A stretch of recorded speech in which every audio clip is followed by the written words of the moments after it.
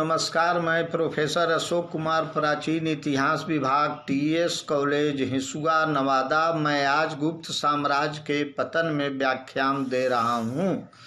गुप्त साम्राज्य का पतन कोई आकस्मिक घटना नहीं थी और न ही किसी एक कारणवश हुआ इसका पतन हुआ। गुप्त साम्राज्य के पतन के वास्तविक कारण वे ही थे जो किसी भी विशाल भारतीय साम्राज्य के विनाश के उत्तरदायी हो सकते हैं। इस विषय में प्रोफेसर राय चौधरी ने लिखा है कि प्रारंभिक गुप्त वंश के पतन के कारणों की खोज में हमें कहीं दूर नहीं जाना है। गुप्त वंश के विनाश के अधिकांश कारण लगभग वही है जिनसे 14वीं शताब्दी में तुर्की समाज अथवा 18वीं शताब्दी में मुगल साम्राज्य के पतन हुआ। इसी प्रकार विचार डॉक्टर मजूमदार ने व्यक्त किए हैं। डॉक्टर मजूमदार के शब्दों में गुप्त साम्राज्य का ह्रास एवं पतन उनकी कारणों के वशीभूत हुआ जिनके अधीन पुराने दिनों में मौर्यों तथा कालांतर में मुगलों का पतन हुआ। गुप्त साम्राज्य के पतन के लिए उत्तरदायी प्रमुख कारण निम्नलिखित हैं। गुप्त साम्राज्य के पतन के लिए उत्तरदायी एक प्रमुख कारण स्कंदगुप्त के पश्चात गुप्त सिंहासन पर किसी शक्तिशाली शासक का आसीन न होना था। पहला, बाह्य आक्रमण। गुप्त साम्राज्य के पतन के लिए कतिपय योग्यता नहीं था। इसी परिणाम स्वरूप विद्वानों ने बाह्य आक्रमण का उत्तरदायित्व बताया है और ये आज कुमारगुप्त प्रथम के अंतिम चरण में और स्कंदगुप्त के शासनकाल के प्रथम चरण के आरंभ में हो गया था। इन आक्रमणकारियों में पुष्यमित्र शुंग तथा हुनों ने इसी समय भीष्म प्रहार आरंभ कर दिया और उसकी राजलक्ष्मी को विचलित कर दिया। इसी समय बकाटों का भी षड्यंत्र और कुरुचक्र प्रहार आरंभ हो गए थे। आक्रमणों के फलस्वरूप गुप्त साम्राज्य को धन और जन की काफ़ी क्षति उठानी पड़ी थी। अतएव स्कंदगुप्त की मृत्यु के उपरांत उन्होंने गुप्त साम्राज्य पर पुनः आक्रमण कर दिया और भूखों भेड़ियों के तरह उस पर टूट पड़े। शीघ्र ही पश्चिम मध्य 485 ईस्वी में अधिकार कर लिया। इतना ही नहीं, उन्होंने गुप्त सम्राट नरसिंह बालदित्य को कुछ काल के लिए अपनी अधीनता स्वीकार करने के लिए विवश कर दिया।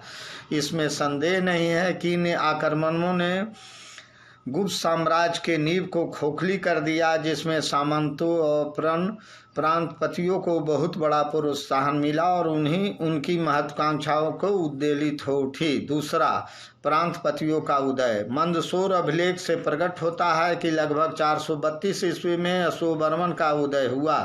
यह मतलब नरेश अशोकवर्मन ने पूर्वी धारा से लेकर हिमालय तक और पश्चिमी घाट से लेकर लोहिल तक के प्रदेशों में पदाक्रांत कर डाला। डॉक्टर आरसी मजूमदार ने इन आक्रमणों को बहुत बड़ा महत्व दिया। उन्होंने लिखा है कि जहाँ तक हमें प्रमाण मिलता है, गुप्त वंश पर घातक प्रहार हुए। आक्रमण से नहीं वरन अशोकवर्मन जैसे महत्वाकांक्षी प्रांतपतियों के द्वारा किया गया था। जो दरार अशोकवर्मन ने उत्पन्न कर दी थी वह उत्तरोत्तर तक बढ़ती गई थी, जब तक कि उत्पन्न शक्तिशाली साम्राज्य का कलेवर विनाश के गोद में विलीन हो गया। प्रांतपतियों के स्वतंत्र होना। गुप्त साम्राज्य सुदूर प्रांतों में अपने प्रांतपतियों को नियुक्त किया करते थे। ये सामंत बड़े महत्वाकांक्षी होते थे। जब गुप्त साम्राज्य का कलेवर विनाश के लीवर में विलीन होने लगा तो उस समय ये सभी प्रांतपतियों अपना अपना स्वतंत्र स्थापित करने की आकांक्षा करने लगे तथा महाराजा धीराजा की उपाधि से विभूषित होने लगा और अपना अपना अलग अलग स्वतंत्र राज्य स्थापित कर लिए, जिनमें प्रमुख है पश्चिम में बल्मी, मारवा, उत्तर में थानेश्वर और कन्नौज तथा पूर्वी भारत में गौड़ के शासक स्वतंत्र हो गए। इस प्रकार सुदूर स्थित गुप्त साम्राज्य के सभी प्रांतों ने धीरे धीरे संबंध विच्छेद करके अपना स्वतंत्र राज स्थापित कर लिया। फलस्वरूप गुप्त साम्राज्य का पतन अनिवार्य हो गया। चौथा, प्रांतपतियों की असाधारण विशेषाधिकार। गुप्तकालीन शासन व्यवस्था में कुछ ऐसे दीप्यमान विद्वान थे जो उसके लिए असहाय रोग सिद्ध हुए और अदृश्य कीटाणुओं के भांति उनके कलेवर को जर्जर करते गए और अंत में उनके लिए प्राण घातक सिद्ध हुए। इस व्यवस्था का प्रथम दोष यह था कि प्रांतपतियों की असाधारण विशेषाधिकार दे दिए गए थे। राजनीतिक सुविधाओं एवं अधिकारों के उपयोग ने उन्हें विद्रोही बनाने तथा स्वतंत्र राज्य के स्थापित करने का महत्वाकांक्षा उद्वेलित कर दिया। अनुवांशिक पद। इस शासन व्यवस्था का दूसरा दोष यह था कि उच्च पदाधिकारियों का पद अनुवांशिक होता जा रहा था, जिसका प्रमाण हमें उदयगिरि के गृहालेख से ज्ञात होता है। गुप्तों के समय में मंत्री का पद अनुवांशिक हो गया, जिसके परिणाम स्वरूप अयोग्य व्यक्तियों के शासन में प्रवेश होने लगा, जिसमें शासन में शिथिलता और दुर्बलता आने लगी और इसके फलस्वरूप राज्य में भ्रष्टाचार का प्रकोप बढ़ने लगा।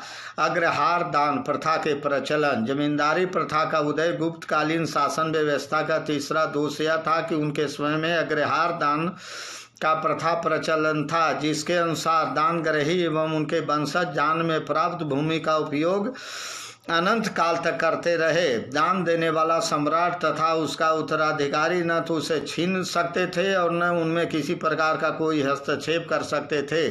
इस अग्रहार दान की प्रथा ने कालांतर में जमींदार का रूप धारण कर लिया था, जो साम्राज्य के लिए बड़ी घातक सिद्ध हुआ। पांचवा, अयोग्य एवं दुर्बल सम्राट। विकेंद्रीकरण कारण प्रक्रिया केवल प्रतापी और पराक्रमिक सम्राटों के शासन काल में ही थी सफल सिद्ध हुई, क्योंकि ऐसे सम्राट स्थानीय पदाधिकारियों तथा कर्मचारियों पर अपना नियंत्रण, प्रभाव तथा प्रमुख बनाए रखने के लिए सक्षम होते थे। किंतु दुर्बल तथा अयोग्य सम्राटों के शासनकाल में विकेंद्रीयकरण की प्रक्रिया बढ़ा ही भयावह सिद्ध सी होती है, क्योंकि आपने राज्यपालों, स्थानीय कर्मचारियों तथा पदाधिकारियों पर अपना नियंत्रण बनाए रखने में सक्षम होते हैं। फलतः महत्वाकांक्षी तथा स्वार्थी सामंत अथवा प्रांतपति अपने स्वतंत्र साम्राज्य की स्थापना करने में संलग्न होते हैं, जिसके फलस्वरूप साम्राज्य विस्खलित तथा विनिष्ट हो जाता है। चूंकि उत्तरकालीन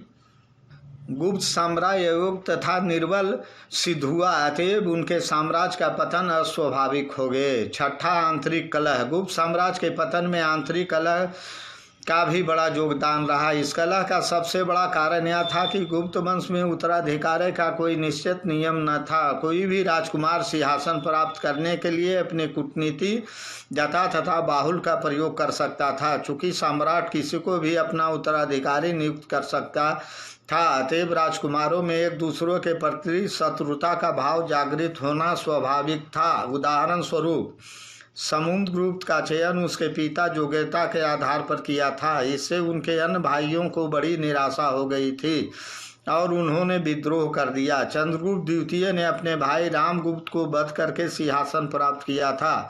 संभवतः कुमारगुप्त के मृत्यु के उपरांत भी सिंहासन के लिए गृह युद्ध हुआ था और स्कंदगुप्त ने अपनी प्रतिद्वंदियों की आंतरिक कला तथा वैमनस्य ने उस समय जब दूजों पर हुनों पर आक्रमण हो रहे थे तो गुप्त साम्राज्य के पतन में घृत की आहुति के कार्य किया और विनाश की आभा प्रज्वलित हुए, जिसने गुप्त साम्राज्य को भस्म मुक्त कर दिया।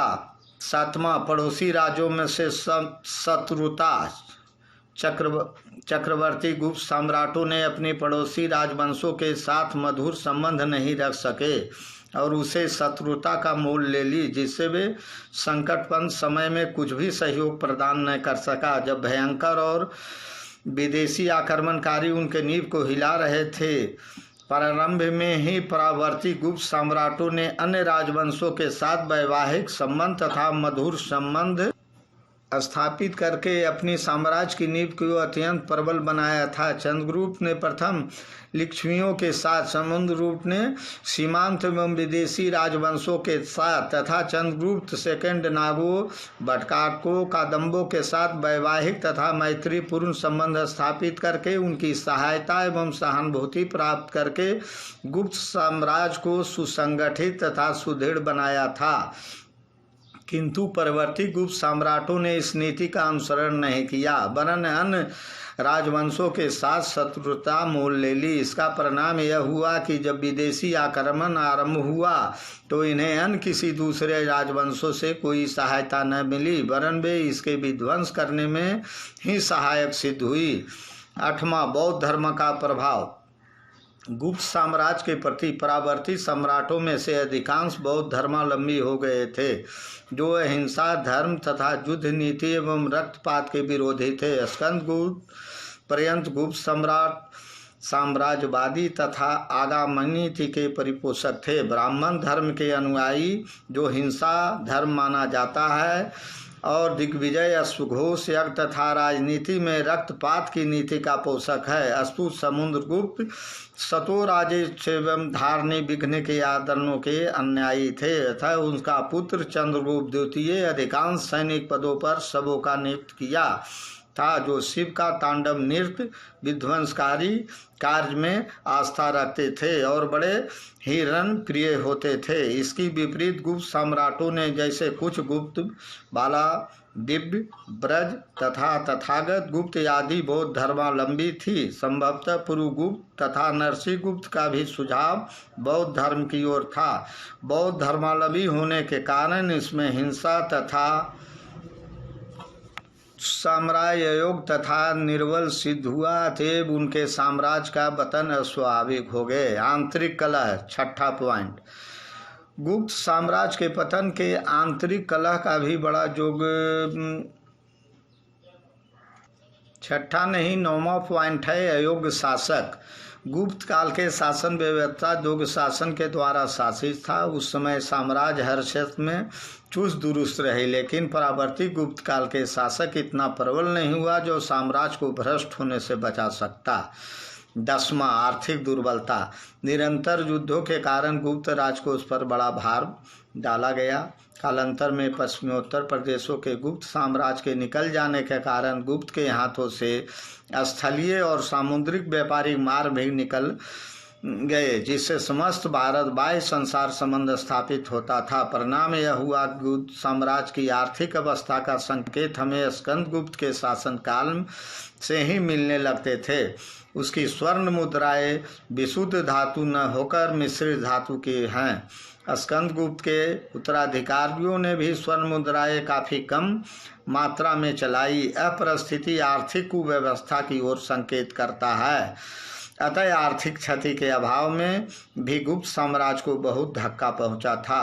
11वां असंतोषजनक सीमा नीति। परावर्ती सम्राटों की सीमा नीति बड़ी ही असंतोषजनक थी।